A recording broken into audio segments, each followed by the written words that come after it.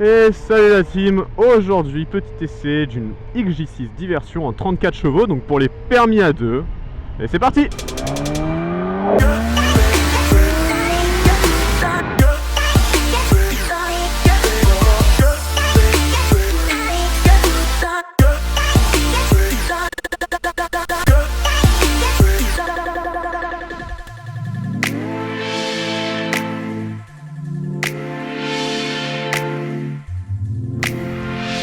Alors je vais essayer de vous proposer comme d'habitude une première partie sur le quotidien de cette moto, donc le confort, le coût d'entretien, le coût tout court en fait de la meule. Ensuite je vous ferai une petite partie qui sera sur la partie cycle, donc châssis, freinage, tout ça. Et enfin sur le moteur. Enfin je dis enfin, et derrière après je parlerai moi de ce que je pense de cette moto, voilà, comme d'habitude. Ce qui me fait l'aimer, pas l'aimer, que etc. et que etc. Alors pour commencer simplement au niveau confort, la selle est plutôt molle, on est bien dessus. Moi j'ai déjà eu une XJ6, je vais vous la mettre en photo. Je l'appelais Bumblebee, elle était géniale, je la trouvais trop belle en jaune là comme ça, jaune et noir, c'était trop beau. Donc voilà, je connais cette moto. Donc on est sur une position assez cool, assez agréable. Le guidon est vachement haut en soi. Il est proche de nous, moi j'ai le dos droit. Peut-être plus petit, on se retrouverait à peine en avant, mais faut se rendre compte que ce sera vraiment pas grand chose, hein. Ce sera vraiment un tout petit en avant. Oh là là, c'est quoi ces bosses là? La selle, bon là comme j'ai dit, elle est plutôt confortable. Pour le passager aussi c'est cool, c'est qu'un seul bloc, je sais pas si on voit. Donc c'est vraiment confort à l'arrière, hein. Vraiment on est très bien, on est même peut-être mieux assis que le pilote. Et il y a les poignées et tout ça, donc pour le duo ça peut être vraiment sympa, surtout que la selle arrière elle est pas très haute, du coup pour le duo voilà, ça va être cool pour l'autre personne qui sera pas trop haute, qui aura pas trop forcément peur en virage ou quoi, donc ça peut être génial. Pour ce qui est on va dire du prix, c'est une moto qui coûte pas si cher que ça, hein. On est sur aux alentours de 2500 à 3500 euros. Là c'est une version 2009 ou 2010 je crois. Donc que ce soit en diversion, en N ou en, je sais pas s'il existe en full caréné, mais voilà, ça reste des motos qui sont dans un tarif contenu, même si étonnamment je trouve qu'elle baisse pas en prix, parce que moi j'avais vendu la mienne il y a 4 ans à 3000 balles et aujourd'hui elle valent toujours 3000 balles. Pour ce qui est de l'entretien, le faites jamais chez Yamaha. Alors, je sais que je vais m'en prendre plein la gueule là, mais une fois j'y suis allé pour un problème électrique, 160 euros de devis pour me dire que j'ai une facture de 1200 euros à payer si je veux que la moto roule. Je leur dis bah c'est mort.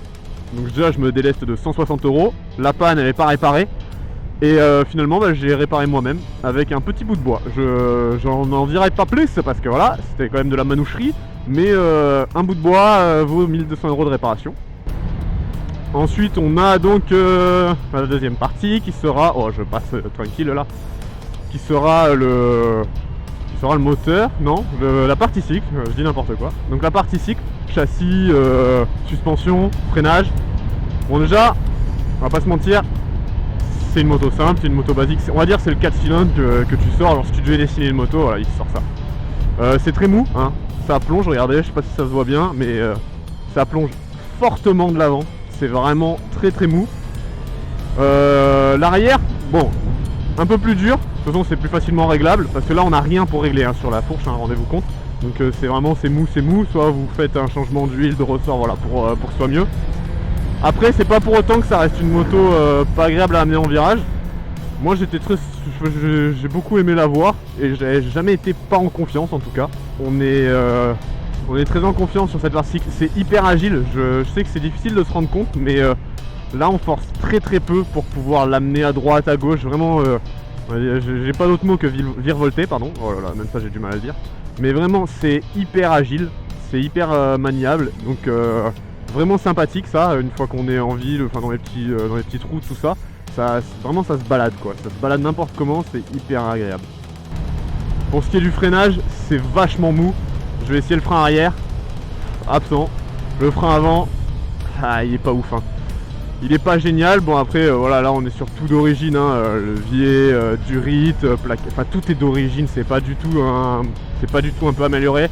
Je pense qu'on pourrait se retrouver avec quelque chose d'un peu plus sympathique, mais du coup voilà, faut se rendre compte que c'est pas non plus la moto qui va à 200 se stopper rapidement. Ah ouais non, c'est mou, c'est très mou, c'est très mou.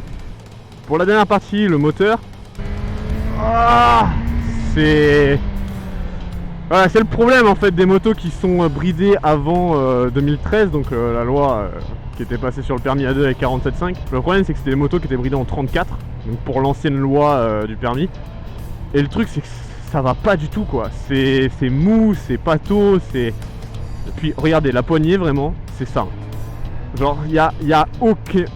Voilà, c'est juste ça. C'est tellement peu que là je regardais même pas la route, j'ai pu faire ça sans avoir peur.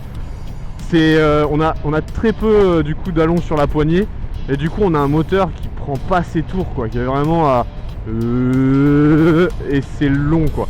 C'est très long, faut être tout le temps sur régime si on veut un peu aller vite. Après voilà, c'est ce qu'il faut si on veut rouler en 4 cylindres bridés. Maintenant il n'y a que des 34 chevaux quasiment, hein. C'est très rare les motos qui font 47.5 en 4 cylindres actuellement. Alors truc marrant c'est que du coup c'est hyper bizarre parce que vu que c'est une bride à la poignée, on se retrouve à avoir une allonge de la moto qui est immense, regardez bien hein. Voilà, ça s'arrête jamais parce que vous avez un moteur qui a tout son potentiel dans l'idée, c'est juste que ta poignée est bloquée pour pouvoir juste accélérer ce qu'il faut. Du coup tu te retrouves avec un machin qui peut te faire en première un 0 à 90 mais tu vas le prendre tout doucement. Attendez, mais j'ai trop envie de le faire, il y a personne derrière.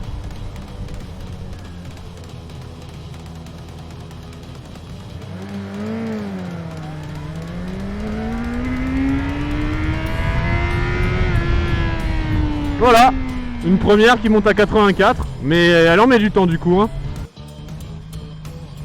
Bon, juste comme ça, vu que je suis au feu, la boîte se gère hyper bien, enfin à la main en tout cas, l'embrayage est souple, doux et on sent très bien la moto et c'est facile à gérer, c'est facile à doser. Par contre la boîte est dure, hein, au pied là c'est pas facile, hein, ouais c'est un peu dur. Bah allez là, c'est bon, tu passes non? Et j'ai oublié, je vous mets ça là, bon on sera dans le désordre au niveau du montage, mais là vous avez du coup le ressenti que j'ai de la moto par rapport aux 3 catégories, donc je vous donne un peu les notes que je lui mets à la moto, voilà. Donc prenez-en conscience, c'est une note très personnelle, c'est moi qui le dis, vous faites ce que vous voulez avec. Bon, moi je vais pas vous mentir, c'est une moto que j'aime, hein, c'est une moto que j'ai achetée, c'est une moto que j'ai conduite pendant un an et demi à peu près. J'ai adoré cette moto, moi je kiffe, je trouve qu'elle avait un peu une gueule de vraie moto, c'est con à dire mais c'est vrai que les motos de permis A2, je les trouve un peu fades, un peu fines, tout ça. C'est une moto qui me donne l'impression d'avoir une vraie moto. Mais voilà, c'est mon idée du truc. Après le moteur bridé, bon j'avais jamais conduit. Là je le conduis et ça me dérange pas plus que ça. Franchement j'ai la puissance que je veux, je pourrais m'amuser. Il y a de la longe, c'est ça aussi qui est très marrant, c'est que la longe on l'a.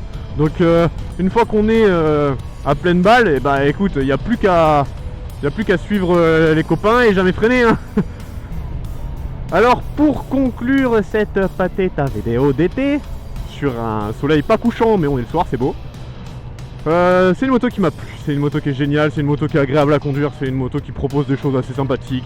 Un freinage un peu faiblard, mais ça peut être facilement changé, une petite durite Avia, voilà, ou quoi que ce soit, ou un changement de plaquette, etc. Donc ça peut être très sympathique très vite, ça peut être très vite en confiance. Réglage de fourche, ça pourrait être sympathique, changer l'huile ou quoi que ce soit pour voilà, quelque chose d'un peu plus dur. Et sinon bah voilà, moto géniale hein. Allez, bisous la team et puis à la prochaine hein.